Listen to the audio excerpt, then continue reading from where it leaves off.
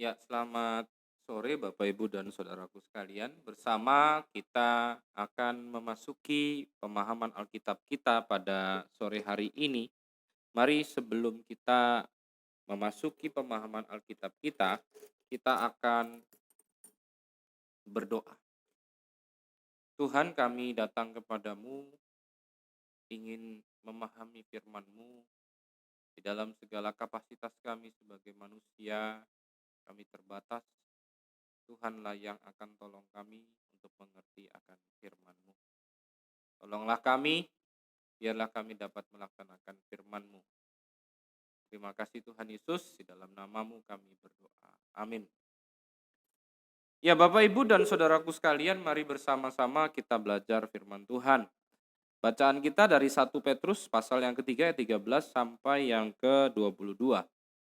Lembaga Alkitab memberikan judul perikop menderita dengan sabar. Dan siapakah yang akan berbuat jahat terhadap kamu jika kamu rajin berbuat baik? Tetapi sekalipun kamu harus menderita juga karena kebenaran, kamu akan berbahagia. Sebab itu janganlah kamu takuti apa yang mereka takuti dan janganlah gentar. Tetapi kuduskanlah Kristus di dalam hatimu sebagai Tuhan dan siap sedialah pada segala sesuatu untuk memberi pertanggungjawaban kepada tiap-tiap orang yang meminta pertanggungjawab dari kamu tentang pengharapan yang ada padamu, tetapi haruslah dengan lemah lembut dan hormat dan dengan hati nurani yang murni, supaya mereka yang memfitnah kamu karena hidupmu yang saleh dalam Kristus menjadi malu karena fitnahan mereka. Sebab lebih baik menderita karena berbuat baik jika hal itu dikehendaki Allah daripada menderita karena berbuat jahat. Sebab juga Kristus telah mati sekali untuk segala dosa kita. Ia yang benar untuk orang-orang yang tidak benar, supaya ia membawa kita kepada Allah. Ia yang telah dibunuh dalam keadaannya sebagai manusia, tetapi yang telah dibangkitkan menurut roh, dan di dalam roh itu juga ia pergi memberitakan Injil kepada roh-roh yang di dalam penjara, yaitu kepada roh-roh mereka yang dahulu pada waktu Nuh tidak taat kepada Allah, ketika Allah menanti dengan sabar waktu Nuh sedang mempersiapkan bahteranya, di mana hanya sedikit, yaitu 8 orang yang diselamatkan oleh air bah itu. Juga kamu sekarang diselamatkan oleh kiasannya, yaitu baptisan, supaya bukan untuk membersihkan kenajisan jasmani, melainkan untuk memohonkan hati nurani yang baik kepada Allah oleh kebangkitan Yesus Kristus yang duduk di sebelah kanan Allah setelah ia naik ke surga sesudah segala malaikat, kuasa, dan kekuatan ditaklukkan kepadanya. Bapak, Ibu, dan saudaraku sekalian, firman Tuhan kita ini merupakan firman Tuhan yang berjenis surat, yaitu surat penggembalaan Petrus yang ditujukan kepada jemaat-jemaat seperti yang dituliskan di dalam bagian 1 Petrus pasal yang pertama. Ada beberapa jemaat yang disebutkan di sana, itulah penerima surat ini pertama, yaitu orang-orang di Pontus, Galatia, Kapadokia, Asia Kecil, dan Bitania. Nah, jadi merekalah penerima surat-surat daripada Petrus ini. Nah, siapakah mereka? Kalau kita belajar firman Tuhan, maka kita menemukan bahwa mereka ini adalah orang-orang non-Yahudi, Yunani, dan banyak suku bangsa yang lain. Yang pasti mereka bukan orang Yahudi. Dan ketika mereka menjadi orang Kristen, mereka menghadapi sebuah keadaan yang tidak menyenangkan akibat dari pemerintah Roma melakukan pengawasan terhadap orang-orang Kristen sebagai lembaga atau sebagai sebuah bentuk kepercayaan baru yang muncul di Kekaisaran Roma.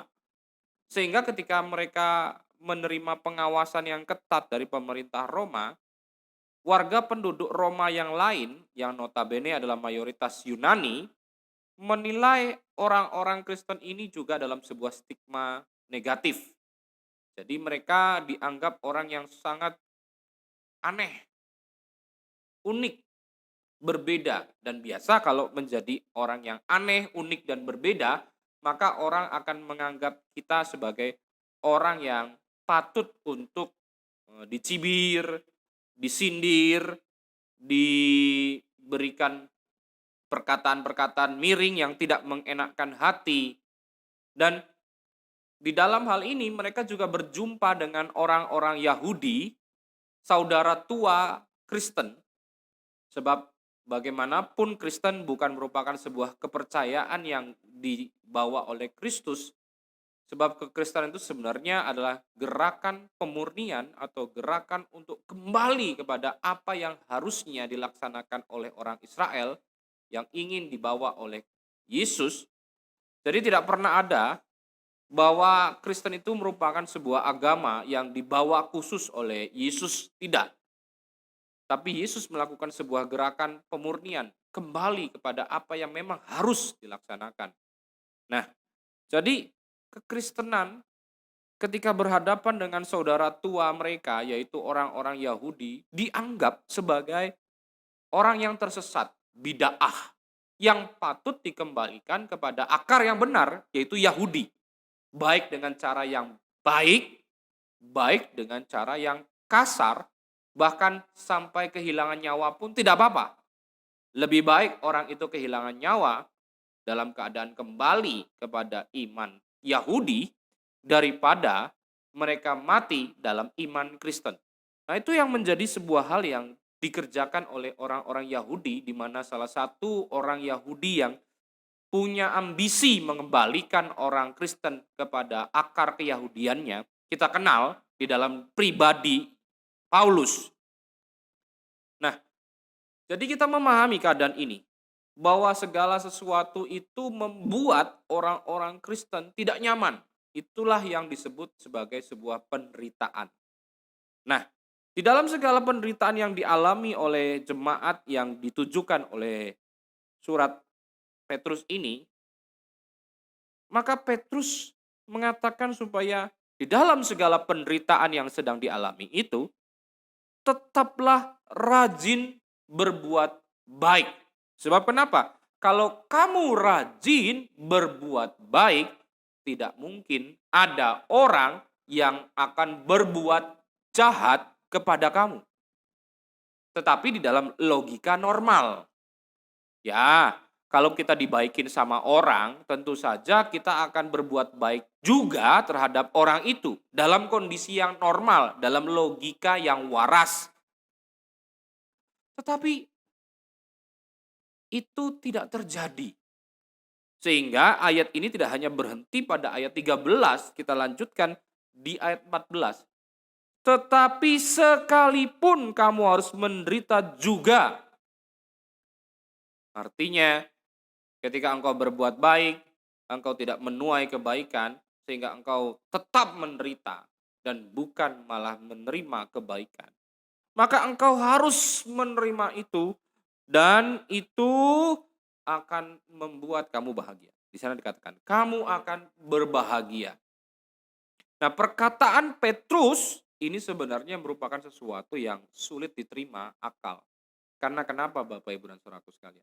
Siapa yang ingin menderita dan berdoa dan berharap menderita atau mengalami keburukan ketika sudah berbuat baik? Tidak ada. Tetapi Tuhan katakan melalui Petrus bahwa apa yang dialami oleh orang-orang Kristen di dalam perbuatan baik, menuai penderitaan, itu merupakan sesuatu yang harus mendatangkan kebahagiaan. Karena apa? Dasar pemahamannya adalah begini. Karena itu merupakan sebuah kesempatan. Itu merupakan sebuah momen yang tidak diberikan kepada semua orang untuk merasakan kasih karunia Tuhan. Apa kasih karunia itu? Mengalami Kristus. Nah, kebanyakan orang Kristen hanya mengakui Kristus dari mulutnya. Tetapi ketika kita mengalami penderitaan karena kekristenan kita, kita bukan hanya mengakui Kristus, tetapi boleh dekat dengan Kristus dan mengalami apa yang dialami oleh Kristus. Ya, kita bukan hanya mengaku bahwa Tuhan Yesus itu adalah Kristus buat, tetapi ia betul-betul dekat denganku ketika aku mengalami apa yang ia alami juga. Dan itu tidak semua orang terima. Itu merupakan kasih karunia. merupakan sebuah kesempatan yang baik yang Tuhan adakan buat kehidupanku. Sehingga ketika itu diberikan kepadaku, maka aku harus berbahagia. Nah, itu yang ingin dikatakan oleh Petrus di dalam bacaan ini. Tetapi jika kamu berbuat kebenaran tetapi menderita, maka kamu berbahagia. Dalam pemahaman iman demikian. Nah, dan itu disampaikan dengan jelas dalam bacaan kita ketika kita membaca ayat 17-18, tetapi saya menunda itu dulu. Mari kita melanjutkan ke ayat 14. Tetapi kuduskanlah Kristus di dalam hatimu sebagai Tuhan. Dan siap sedia dalam segala sesuatu dan waktu untuk memberikan pertanggungjawaban tentang pengharapanmu dengan lemah lembut, hormat, dan hati nurani yang murni. Nah, jadi ketika kita teraniaya di dalam penderitaan, semua itu, nah orang akan melihat kita di dalam kondisi begitu, mau enggak engkau tinggalkan Kristusmu daripada kamu menderita. Nah, ini yang dimaksudkan ayat 15-16. Jadi bukan hanya dianiaya, dibully, dipersekusi, tapi kemudian tanpa maksud. Pokoknya asal menderita, kamu mati, aku senang. Enggak. Semua itu dilakukan supaya orang meninggalkan iman Kristennya. Meninggalkan Kristusnya. Di dalam kondisi menderita yang kamu alami itu, kamu dibuat guncang dan ditanyakan kepadamu, baik oleh orang di luar, baik oleh dirimu sendiri dan dagingmu ini, kenapa sih kamu mau menderita? Lebih baik tinggalkan Kristus. Pada saat itulah kamu harus memberikan pertanggungjawaban bahwa engkau betul-betul percaya kepada Kristus dan meyakini bahwa penderitaan ini memang merupakan sebuah hadiah, karunia, kesempatan yang dimana aku harus mencerminkan Kristus dalam hidupku. Nah, jadi seperti itu. Karena kenapa? Tuhan katakan di dalam ayat 17, lebih baiklah kamu menerima penderitaan sebagai orang baik dan saleh daripada kamu kemudian meninggalkan imanmu dan kemudian ketika engkau meninggalkan imanmu, kamu tetap sudah menderita, tetapi menderita dalam kegelapan, dalam keburukan, dalam kejahatan. Sudah menderita di dalam hidup ini sebagai anak gelap, tidak percaya kepada Kristus, terus sudah nanti berakhir hidup, masuk lagi dalam penderitaan kekal. Double mudaratnya daripada manfaatnya.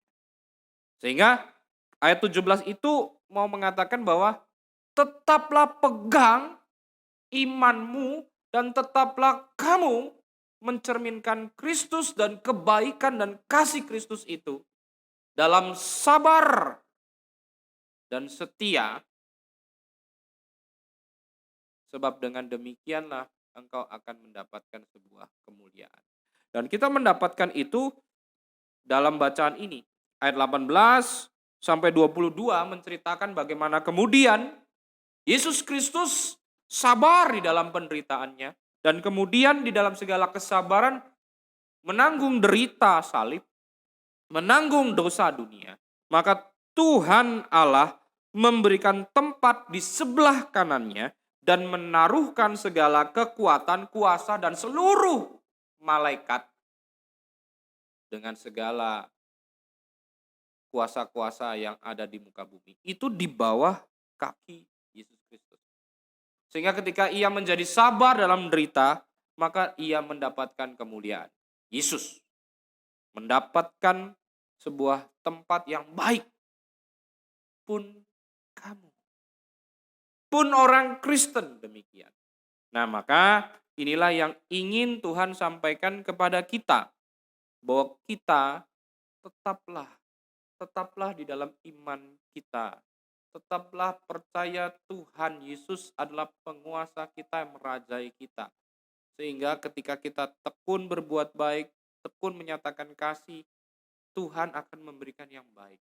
Adapun pada masa itu kita mendapatkan keburukan karena iman kita, karena perbuatan baik kita, karena kasih kita kepada Allah, maka itu merupakan kasih karunia yang Tuhan adakan sendiri buat kita, supaya kita boleh semakin dekat dengan Kristus. Lihat, Kristus bahkan juga mengalami penderitaan, sama seperti juga banyak manusia mengalami penderitaan akibat daripada perbuatan baik dan benar yang ia lakukan. Dan ketika ia tetap setia, sabar di dalam segala derita itu, Tuhan Allah Bapanya memberikan tempat yang terbaik buat dia. Memberikan segala kuasa, kekuatan, dan para pengikut malaikat-malaikat itu semua diberikan di bawah kaki Kristus. Dan itu pun akan Tuhan adakan buat hidupmu.